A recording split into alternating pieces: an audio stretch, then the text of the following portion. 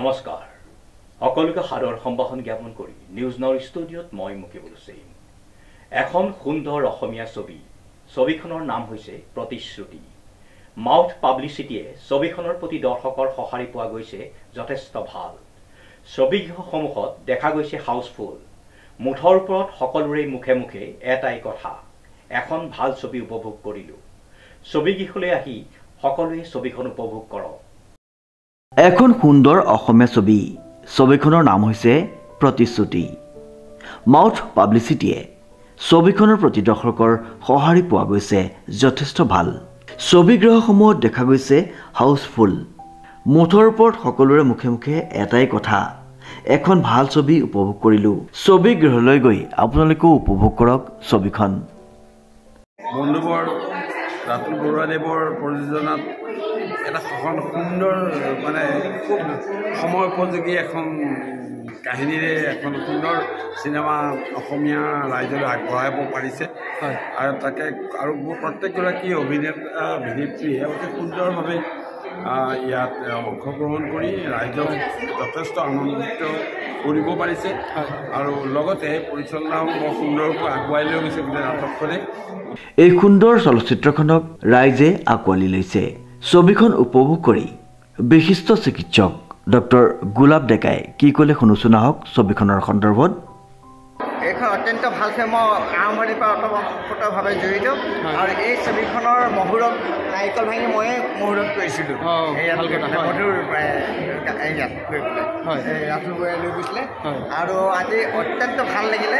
আমাৰ নতুন প্ৰজন্মৰ কাৰণে, অসমৰ নহয় ভাৰতৰ নতুন প্ৰজন্মৰ কাৰণে এইটো এটা উঠি অহা ল'ৰা-ছোৱালীবিলাকৰ কাৰণে অত্যন্ত এখন চাবলগীয়া কথাছবি। এইখন কিন্তু সকলো ৰাইজ ওলাই আহি উপভোগ কৰক। আৰু ইয়াত যিবিলাক আমাৰ প্ৰস্তুতি পৰাশৰ বা আমাৰ বিভূতি হাজৰিকা বা আমাৰ সিদ্ধাৰ্থ কাশ্যপ, প্লাবিতা, এওঁলোকৰ গীতাৱলী ৰাজকুমাৰী, এওঁলোকৰ যিটো অভিনয়, এই অভিনয়টোৱে আমাৰ অন্তৰ চুই গৈছে, জীৱন্ত কৰি তুলিছে। আৰু হিন্দী চলচ্চিত্ৰতটো এইখন অতি ওপৰত মই গণ্য কৰিবলৈ আজি প্ৰয়াস কৰিছোঁ।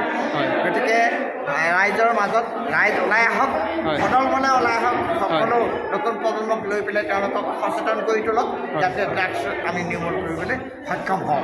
ধন্যবাদ। প্ৰচুৰ সঁহাৰি লাভ কৰা প্ৰতিশ্ৰুতিৰ প্ৰযোজক কাহিনীকাৰ ৰাতুল বৰুৱাক বীৰ লাচিত সেনা অসমৰ বিষয়ববীয়াসকলে ছবিখন চাই তেখেতক এনেদৰে সম্বৰ্ধনা জ্ঞাপন কৰে। আৰু ইমান এটা মহৎ আপুনি দিশ লৈ আমাৰ মাজত সন্মুখত খাৰা হৈছে, তাৰ কাৰণে অনাগত সময়ছোৱাত ৰাইজৰ স্বাৰ্থত, নৱপ্ৰজন্মৰ স্বাৰ্থত যি পদক্ষেপ ল'ব, প্ৰতিটো পদক্ষেপত বীৰ লাচিত সেনা অসমৰ প্ৰত্যেকজন সৈনিকৰ সহযোগিতা থাকিব। এই ক্ষেত্ৰত আপোনাৰ ওপৰত আমি আশ্বাস প্ৰদান কৰিছোঁ। আৰু অনাগত সময়ছোৱাত আপোনাৰ সহযোগিতা আমি কামনা কৰি আজিৰ এই সুন্দৰ বোলছবিখনৰ আমাক নৱপ্ৰজন্মৰ মাজত এটা উপহাৰ হিচাপে দিয়াৰ কাৰণে আমি বীৰ লাচিত সেনা অসমৰ আমিও সহযোগিতা কৰাৰ প্ৰতিশ্ৰুতি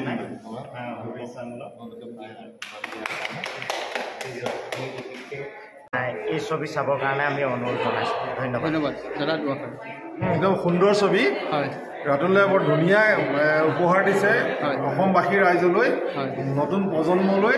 বাস্তৱধৰ্মী এখন ছবি, গতিকে সকলো আহক, এই প্ৰতিশ্ৰুতিখন চাওক আৰু আমাৰ উঠি অহা প্ৰজন্মক ভৱিষ্যতৰ আমি কোন দিশে গৈ আছে তাৰ এটা বাৰ্তা দিওঁ। গতিকে আমি সকলো অসমবাসী ৰাইজক আহ্বান জনাইছোঁ, ছবিখন চাওক আৰু আপোনালোকেও উপভোগ কৰক যে আমি কোনটো কৰাল কাষলৈ গৈ আছোঁ। গতিকে ৰাইজৰ প্ৰতি আমি পুনৰবাৰ আহ্বান জনাইছোঁ, ছবিখন চাওক। আৰু আজি ইয়াত নতুন প্ৰজন্মক কমকৈ দেখিছোঁ আমি। নতুন প্ৰজন্মক কমকৈ দেখাৰ আচলতে বিষয়টো মই ভাবিছোঁ অলপ প্ৰচাৰটো কম হৈছে। গতিকে আমিও আমাৰ ফালৰ পৰা প্ৰচাৰ ব্যৱস্থা কৰিছোঁ।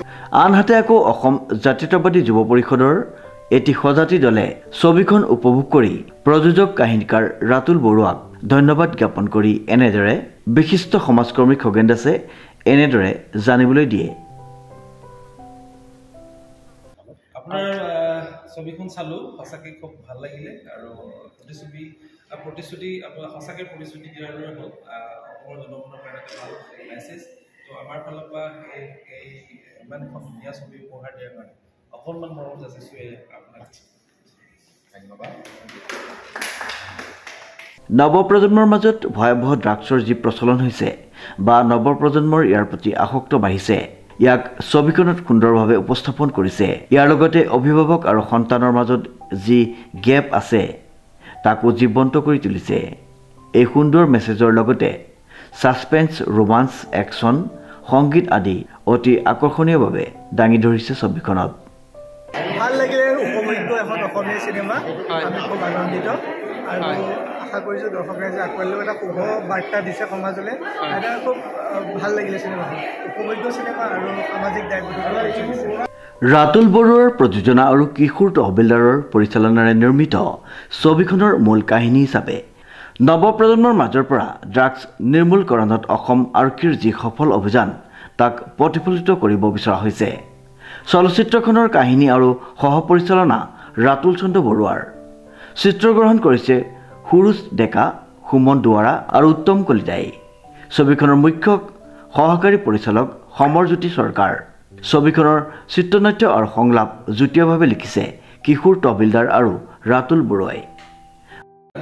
কি আহ্বান জনাব কওক? ভাল লাগিলে চাই, হয় হয়, খুবেই ভাল লাগিলে। হয়, খুৰী কওক। ভাল লাগিলে দেই।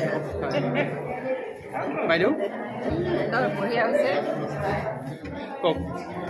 কনচাৰ্টটো ভাল আছে।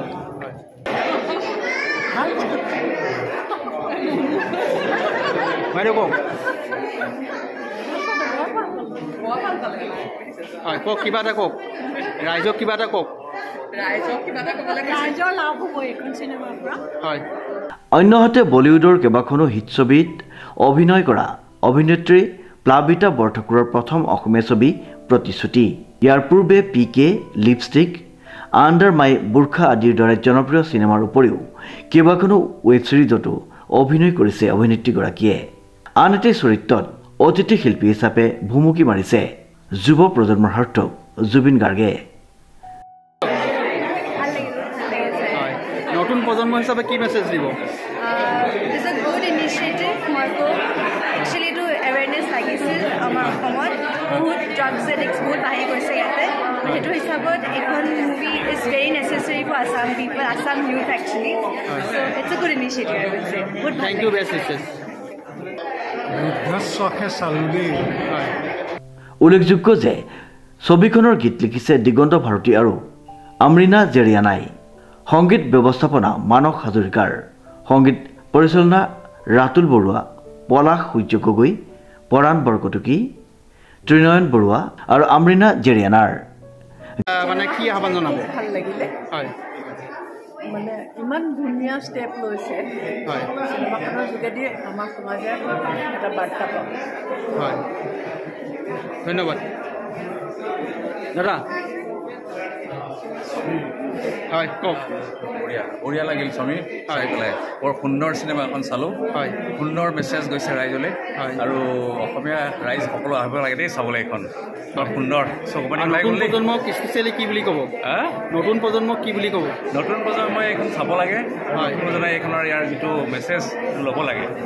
আৰু অভিভাৱকসকলেও চাব লাগে দেই। অভিভাৱকসকলৰ বহুত দায়িত্ব আছে নিজৰ সন্তানক লৈ, আৰু এই চিনেমাখনে অভিভাৱকসকলক এটা ডাঙৰ মেছেজ দিছে কিন্তু দেই। এইটো মানে দৈনন্দিন ঘটি থকা ঘটনা দেখুৱাইছে। প্ৰডিউচাৰ ৰাতুল বৰুৱাই এটা সুন্দৰ মেছেজ ৰাইজক দিবলৈ সক্ষম হৈছে। ৰাতুল বৰুৱাক মই এই সময়তে এটা ধন্যবাদ জ্ঞাপন কৰিছোঁ। ভালেই লাগিল চাই। আচলতে প্ৰতিশ্ৰুতি যিখন ছবি বৰ্তমান এলি হলত চলি আছে যোৰহাটত, আমি সামাজিক মাধ্যমত খুব ভাইৰেল হৈছে, আমি দেখিবলৈ পাইছোঁ। সেইকাৰণে চাবলৈ আহিলোঁ আৰু চাই এটা বাৰ্তা খুব ভাল লাগিছে। বৰ্তমান সমাজখনৰ লগত খাপ খাই পৰিছে।